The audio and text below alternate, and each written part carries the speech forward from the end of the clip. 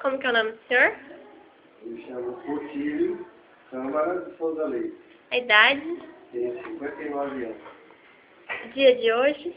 Hoje é dia 25 de junho de 2010. Qual é a profissão? Minha profissão é de cirurgião dentista. E qual é o motivo que o senhor escolheu essa profissão? Eu acho que, basicamente, é alguma aptidão. Quando eu comecei colegial, eu imaginava em fazer uma coisa voltada para a saúde.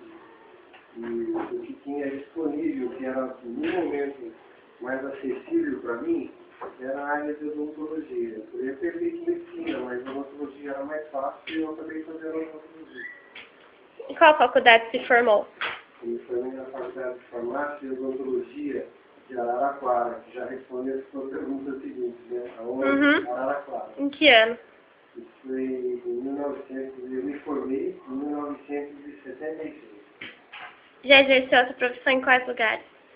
Basicamente São Paulo e aqui em Aratuba.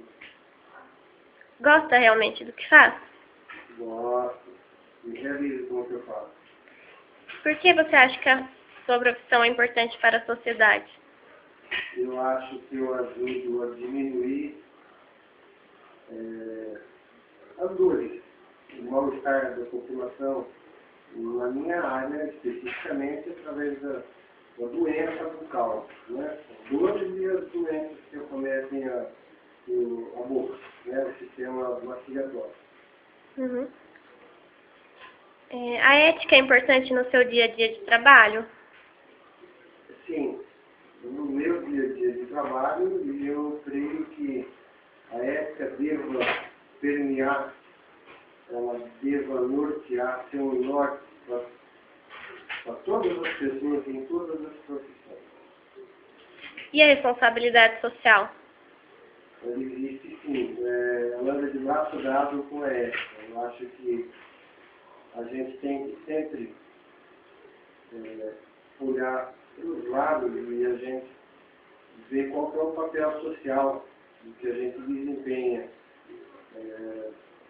para atendimento, para que a gente possa interagir, não só com as pessoas. Vamos botar assim, a trabalho social para com pessoas menos favorecidas. É o que a gente não pode fazer.